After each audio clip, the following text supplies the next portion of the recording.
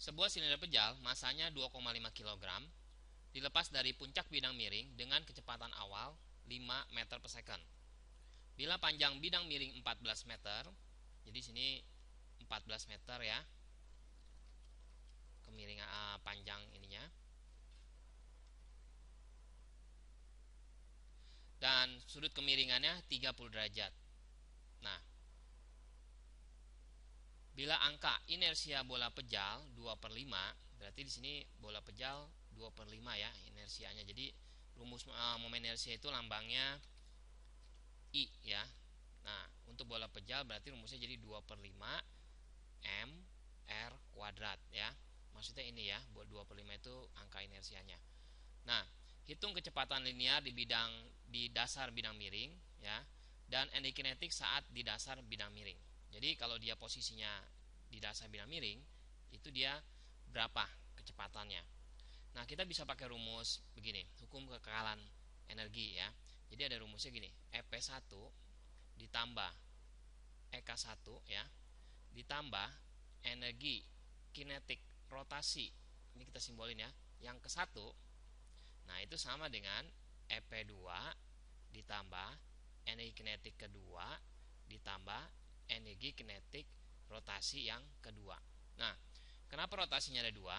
Karena kalau misalnya sebuah silinder, kalau dia menggelinding, dia nggak translasi ya. Ini jadi translasi, kita lambangin T ya, T1 ya. Translasi itu dia hanya meluncur aja ya, tapi dia juga berputar. Nah, berputar itu kita simbolin rotasi ya. Ini seperti rumus hukum kenekalan energi yang usaha itu ya, yang kelas semester awal ya. Nah, sekarang gini, kalau kita lihat posisi pertama, dia ada di sini. Kita mesti tahu dia ada ketinggian nggak. Kalau kita anggapnya kita ada di posisi di sini, melihat itu bola, berarti kan kita tahu di sini ada ketinggian ya. Ketinggian itu sebesar ini, ya kan? Nah, gimana nyari ketinggiannya? Kita bisa pakai trigonometri.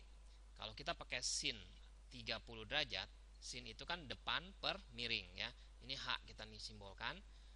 Depan sudut 30 H ya. Miringnya 14. Ya, masih ingat ya trigonometrinya. Nah, sin 30 itu setengah sama dengan H per 14.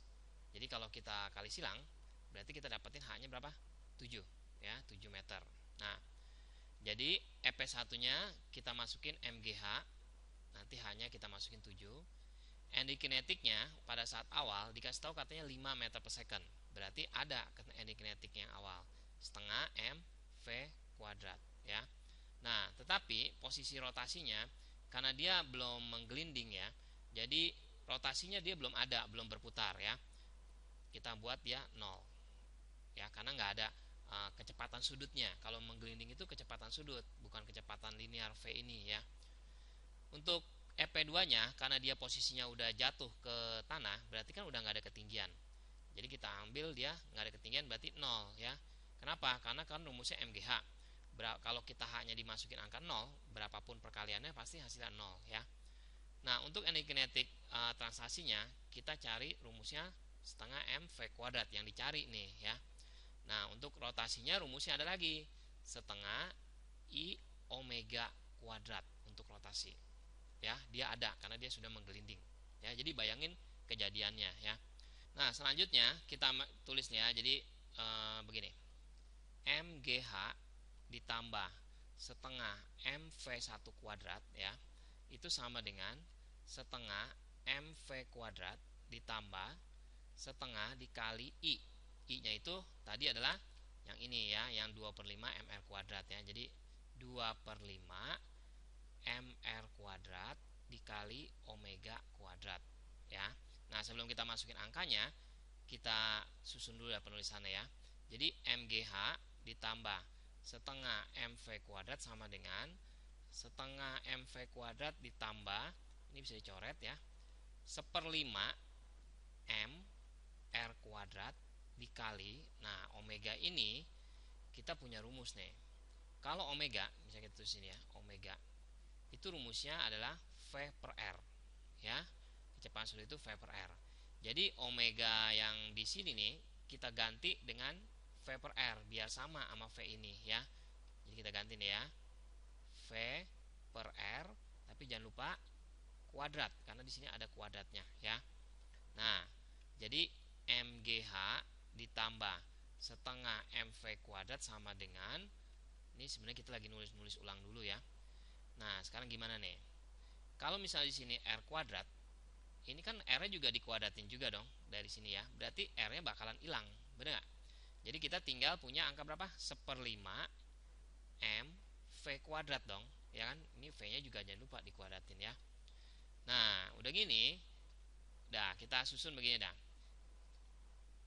MGH ditambah setengah MV kuadrat sama dengan setengah MV kuadrat. Kalau ditambah sama 1/5 MV kuadrat, kita bisa gabung ya, kita bisa jumlahin langsung ya. Jadi dijumlahin pecahannya jadi berapa? 7/10 MV kuadrat dong ya, setengah tambah 1/5. Nah, sekarang kalau boleh kita masukin angkanya, atau kalau enggak kita gini, kalau kita keluarin M-nya karena sama-sama ada M sama M ya. Jadi kan tinggalnya GH ya ditambah setengah V kuadrat, gitu kan ya. Ini prosesnya panjang karena lagi biar ngerti aja ya. Nah, di sini jadi berapa? 7/10 M V kuadrat juga. Nah, sama-sama ada M kiri sama kanan bisa kita coret. Jadi dia simple, tinggal sederhana gitu ya. Emang sih ada rumus cepetnya ya, tapi kita usahain kita tahu cara lamanya karena ini penting banget ya buat nguasain konsepnya. Nah, gravitasinya 10 ya kan? Ketinggiannya tadi kita udah nyari ya, 7 meter ya yang tadi kita hitung pakai sin ya. Nah, ditambah setengah dikali V-nya tadi kecepatan awal dikasih tahu di soal 5 kuadrat. Nah, sama dengan 7/10 V ini yang di bawah yang ditanya ya. Nah, berarti gimana? Kita cari lagi. 70 ditambah ini jadinya 25/2 sama dengan 7/10 V kuadrat ya. Sisanya kita tinggal menghitung matematikanya doang ya. Nah, jadi gimana nih? 165/2 sama dengan 7/10 V kuadrat ya. Nah, jangan bosan ya ngeliat ya, ini memang ini prosesnya ya. Kalau kita mau singkat bisa aja sih, tapi ntar takutnya nggak ngerti ya. Nah, berarti udah gitu gimana nih sekarang? V kuadrat itu sama dengan 1650/14 ya. Nah, kita hitung 825/7. Nah, berarti nyari V-nya itu akar dari 825/7 ya. Itu kalau kita pakai manual gitu ya. Kalau pakai kalkulator kita ada angkanya langsung ya. Nah, kita pakai manual gimana 825? Kalau bingung ya, ini pelajaran SMP ya. Jadi kalau kita bisa pakai pound faktor.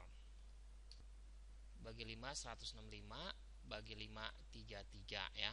Nah, berarti ini bagi 3 dia 11.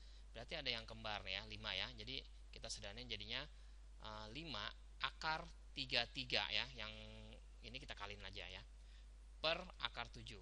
Nah, jadi kalau dikali akar 7 per akar 7 lebih sederhana lagi ya, karena mesti dirasionalin. Jadinya 5/7 akar ya. Ini 3 kali 7 21. Jadinya 231 meter per second. Ini jawabannya. Nah, sekarang pertanyaannya ada dua ya. Yang kedua itu energi kinetik saat di dasar bidang miring. Nah, energi kinetiknya berarti sebenarnya kita udah nyari nih, yaitu yang tadi nih. Yang ini kan yang bagian bidang miring bagian yang kedua ya. Itu sebenarnya kinetiknya terdiri dari rotasi dan translasi ya. Kita hapus dulu nih ya. Energi kinetiknya berarti sama dengan energi kinetik translasi yang posisinya di sini ya, yang kedua ya, yang di bawah, ditambah energi kinetik rotasi yang kedua juga ya. Ini yang kedua posisinya. Nah, karena ini tanya yang di dasar ya. Nah, berarti rumusnya setengah MV kuadrat untuk translasi dan setengah I omega kuadrat ya. Nah, berarti setengah MV kuadrat ditambah, sebenarnya prosesnya kayak tadi nih.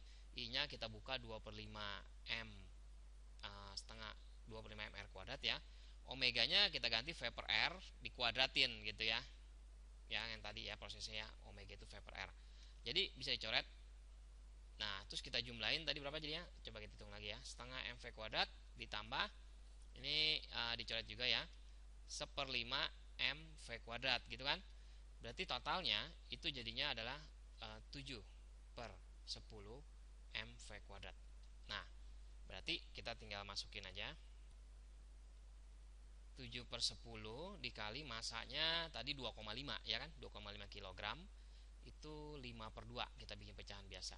V kuadratnya tadi kita udah ngitung, V kuadratnya adalah 825/7 ya kan. Nah nggak usah, langsung aja 825/7 ya, nggak usah pakai yang V aja ya, ini karena ini udah bentuknya V kuadrat. Nah sisanya ini tinggal dicoret 2, ini coret 7 ya. Jadi jawabannya berapa? 825 dibagi 4, 206,25, satuannya adalah joule karena dia energi.